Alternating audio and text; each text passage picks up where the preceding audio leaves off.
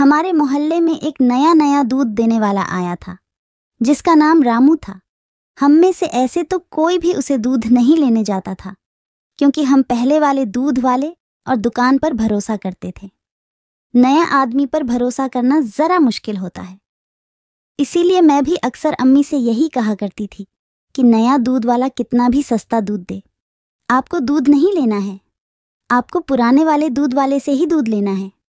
Mummy कहती थी कि मुझे पुराने दूध वाले से कोई मसला नहीं है, हम क्यों उसके पास जाएंगे। एक दिन मेरी सहेली मेरे घर पर आई। कायरा बहुत ही ज्यादा खूबसूरत थी। स्कूल के ज़माने से मैं उसकी सहेली थी। वह जब भी कोई बात करती थी मुझे ही बता देती थी। मैं तो उसे इस कदर चाहती थी कि अक्सर उसकी गलत बातें भी मुझे सही लगती थीं। आज भी वह मेरे घर पर आई तो ज्यादा ही मटकने वाले अंदाज में आकर मेरे घर में बैठ गई और बोली, तुम तो मुझे भूल ही गई हो, मैं तुम्हें बहुत ज्यादा याद करती हूँ। कायरा मुझसे उम्र में छोटी थी, मगर फिर भी अपनी अमीरी और अपनी खूबसूरती की वजह से मुझे उसमें बहुत ही दिलचस्पी सी महसूस होती थी। उसके आते में खड़ी की खड़ी हो जाती थी। उसके उभार एकदम टाइट और त्वचा एकदम मुलायम। मैंने कहा, बस कायरा, मुझे वक्त नहीं मिला।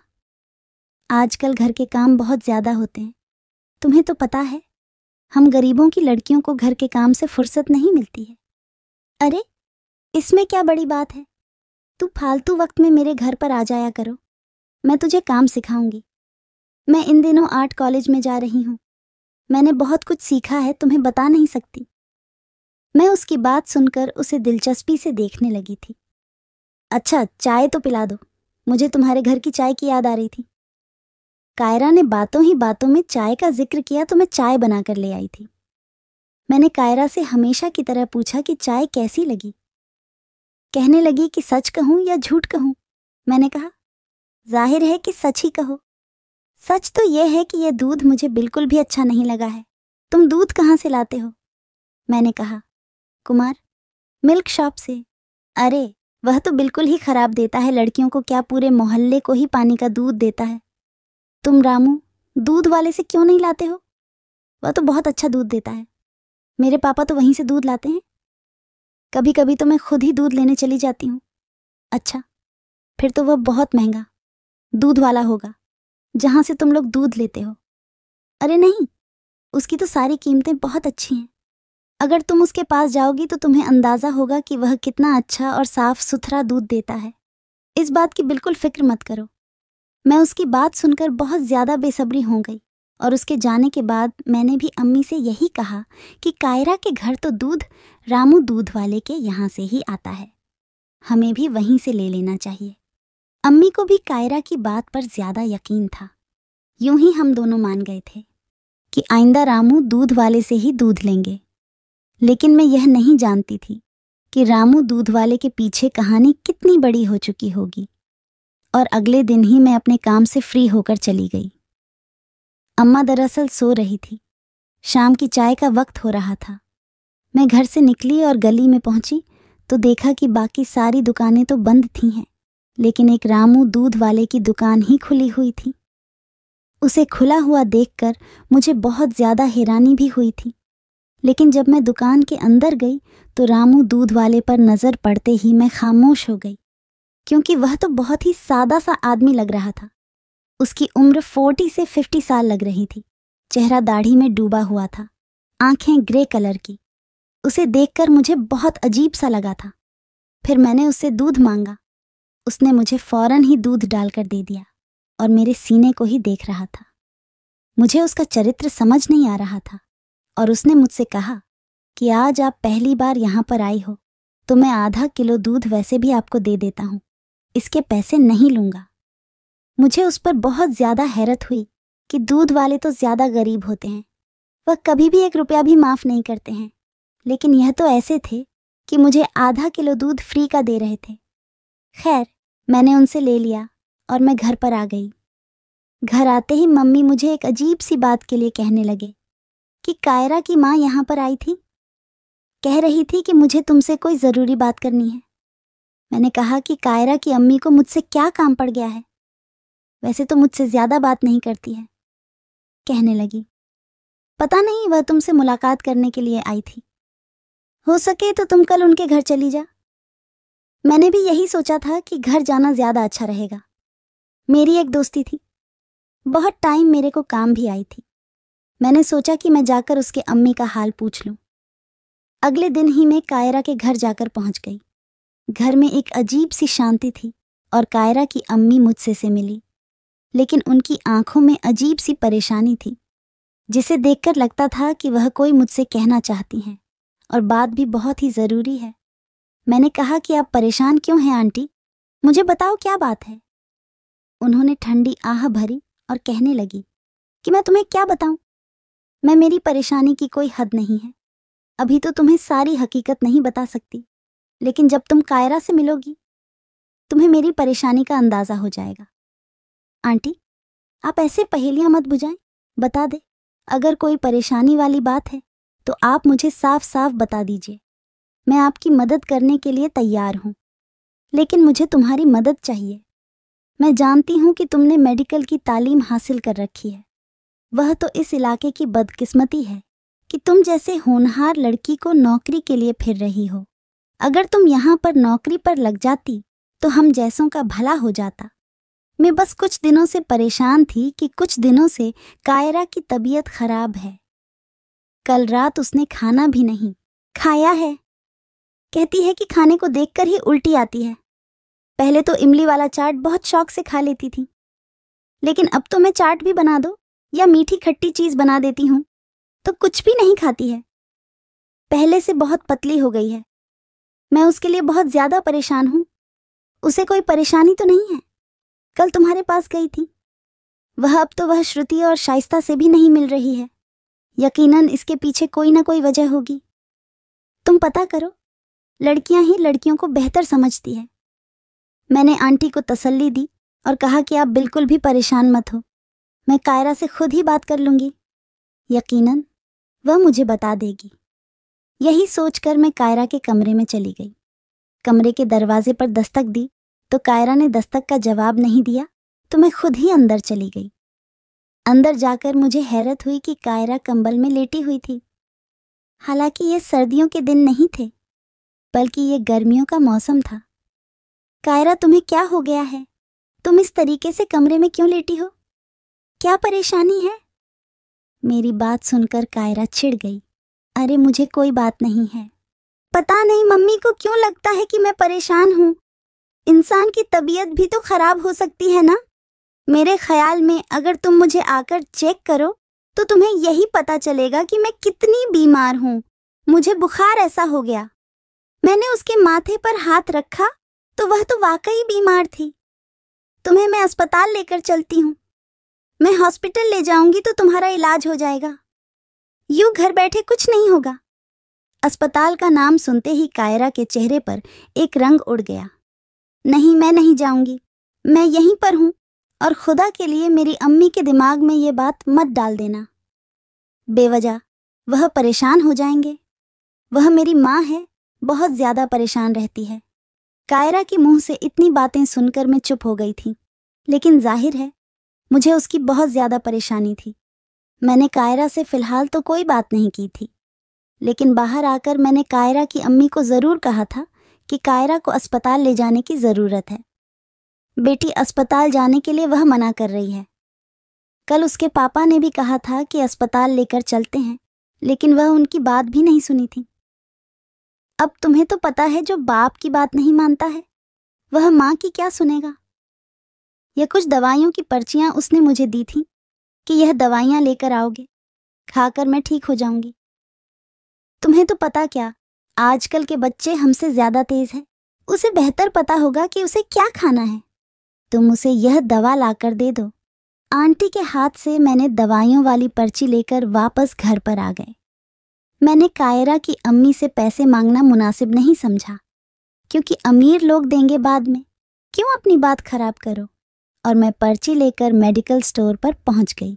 मेडिकल स्टोर वाला मुझे घूर कर देखा और बोला, मैडम आप यह दवाइयाँ क्यों दे रही हो? मैं आपको भी जानता हूँ और आपके घर वालों को भी। साथ में से किसी को ऐसी दवाइयाँ ज़रूरत नहीं हो सकती। क्या मतलब? ये बुखार की दवाइयाँ हैं आप तो पढ़ी लिखी हैं, यकीन ना आए तो खुद पढ़कर देख लो कि ये दवाइयाँ किस चीज़ की है। मैंने जैसे ही वह पर्ची खोली और दवाइयों के नामों पर मेरी नज़र पड़ी तो मेरी हालत ख़राब हो गई। मैं तो हकीकत में कभी भी कायरा के बारे में उल्टा सोच भी नहीं सकती थी, लेकिन इन दवाइयों के नाम देखकर मैं समझ गई थी कि कायरा ने मुझे स्टोर पर क्यों भेजा है। मुझे नहीं, वह अपनी माँ को भेजना चाहती थी, लेकिन उसने फिर मेरा सहारा दिया कि शायद मैं उसकी सहेली हूँ तो कोई ना कोई पर्दा रख लूँगी। लेकिन मैं पर्दा रखने से ज़्यादा कायरा के बारे में जानना चाहती थी। मैं फ़ौरन से कायरा की माँ के पास गई। मैंने देखा आंटी अभी भी परेशान थी, लेकिन उस वक्त अपने पति के पास बैठी हुई थी। मैंने उनसे दवाइयाँ वाली बात नहीं करी। मैंने उनसे सलाम दुआ करी और कहा, मुझे आपसे बात करनी है। मैं कायरा के कमरे के बाहर थी और सोच रही थी कि कहीं कायरा मेरी बात सुनकर परेशान ना हो जाए और मुझ पर ही शक ना करने लगे। इससे पहले कि यह बात कायरा तक पहुंच जाए, उसकी माँ से पूछना चाहती थी कि यह दवाइयाँ वाकई में कायरा ने उनको लिख कर दी है या फिर तीसरे शख्स ने, या वो जो कायरा से हमदर्दी रखता हो, शायद उसे दवाइयों के बारे में मालूम ना हो। मैंने पहले कायरा की अम्मा से बुलाकर ये बात पूछी तो कहने लगी, नहीं बेटी, यह दवाइयाँ कायरा ने ही मुझे फ़ोन पर लिख कर दी थी। कोई उसे बता रहा था, वह लिख रही थी। कायरा ने सख्ती से कहा है कि यह दवाइयाँ पापा से नहीं मंगानी है और फिर तुमसे ही मंगानी है। इसी वजह से मैं तुम्हारे पास आई। तुम्हें तो पता है ना, बच्चे के मामलात बहुत ज़्यादा नाजुक होते हैं। कायरा की मम्मी को देखकर मुझे बहुत ज़्यादा फिक्र हो रही थी। मैंने सोचा, क्या घर में उन्हें हकीकत बता दो तो बहुत ज़्यादा परेशान हो जाएगी। मैंने उनसे कहा कि आपको पता है कि कायरा को क्या बीमारी है। उसे कोई बीमारी नहीं है, आपको कायरा को अस्पताल ले जाना चाहिए। तभी कायरा ने कहा, तुम्हें जिस चीज़ के लिए कहा है तुम बस वही कर लो। तुमसे दवाइयाँ मंगवाई थीं, दवाइयाँ लाने की बजाय तुम वहाँ पर भाषण देने के लिए आ गई हो। लगता है तुम किसी की मदद नहीं कर सकती हो, सिर्फ बड़ी बड़ी बातें ही बक सकती है। उसकी बातें सुनकर मुझे भी थोड़ा बहुत गुस्सा आ गया। मैंने कहा, जो दवाई तुम्हें मंगाई थी, पता है दुकान वाला यह बोला था कि तुम्हें इन दवाई की कहाँ से ज़रूरत पड़ गई है। अब मैं तुमसे पूछती हूँ कि तुम्हें ज़रूरत क्यों पड़ गई है? क्या तुम्हें यह दवाइयाँ अपने लिए ज़रूरत है या किसी और के लिए तुमने दवाइयाँ मंगाई है? कायरा की बात सुनकर मैं बहुत ज़्यादा गुस्से में आ गई और कहा कि तुम्हारे पेट में किसका बच्चा है? मेरी बातें सुनकर कायरा की अम्मी ने बड़ी सी कुर्सी पकड़ ली, क्योंकि वह बहुत ज़्यादा लड़खड़ाने लगी थी। और आंटी, आप जानती हैं, मुझे उस बच्चे को मारने के लिए दवा मंगा रही थी।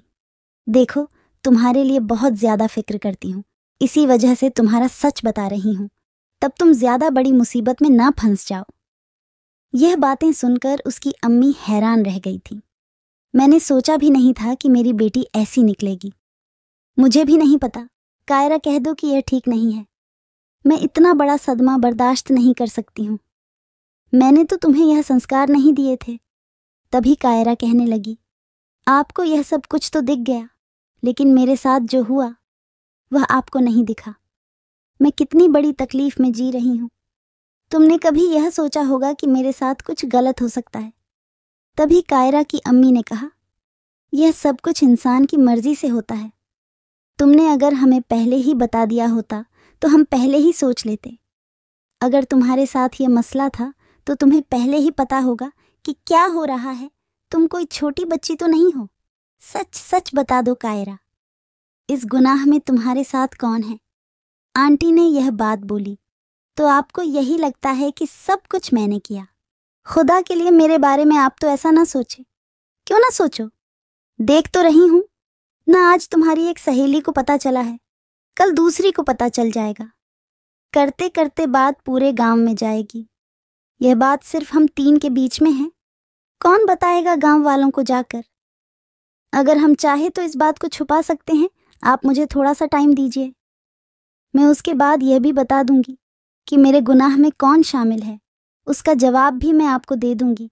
और एक और बात बताती हूँ कि जो बीमारी मुझे है, वही बीमारी मेरी 2 सहेलियों को और हो गई है। श्रुति और शाइस्ता, वो दोनों भी पेट से हैं। मैं यह क्या सुन रही हूँ? मेरे लिए तो मर जाना बेहतर होगा। तुम लड़कियों में जाकर बिगड़ गई हो, या फिर वह तुम्हारी सूरत में आकर बिगड़ गई है। मैं तुम्हारे पापा से बात करूंगी, उनको यह बात बताऊंगी। मैं अपने पति से कुछ नहीं छुपा सकती हूँ। भले तू मेरी औलाद है, लेकिन वह मेरा पति है। मैंने उससे आज तक कोई चीज़ नहीं छुपाई है। अम्मी, आप मेरी एक बात ज़रूर सुन लो। उसके बाद भी आप मेरी बात पर यकीन नहीं आया तो पापा को नहीं, बेशक गांव वालों को बता दीजिए। आपको पता है, अगर अब्बा को यह बात पता चल गई तो वो इसके बाद अब क्या करेंगे? गांव का कोई सा लड़का पकड़कर मेरी शादी करा देंगे। लेकिन अगर आप मुझे यह दवाइयाँ लाकर दे दे तो मेरी जिंदगी बच सकती है। जिंदगी तो बच जाएगी, लेकिन यह बताओ, इसके बाद तुम्हारे से शादी कौन करेगा? आजकल हर तरीका मुमकिन है, और बाकी की बातें क्यों पूछ रही हो? जब मैं आपको हकीकत बता रही हूँ तो आप खुद शर्मिंदा हो जाओगी। ये सब मेरा कसूर नहीं है, बल्कि दूध वाले का है। दूध वाले का? अरे, अपने कब्र में क्यों आग लगा रही हो? वह तो बहुत ही बेचारा सीधा साधा इंसान है। तू उस पर इल्ज़ाम लगा रही है, तुझे शर्म नहीं आ रही है? सच सच बता दो, तुमने शहर जाकर क्या गुल खिलाया है? वरना मैं तुम्हारी जवानी निकाल दूंगी। तुम दोबारा कॉलेज में नहीं भेजूंगी।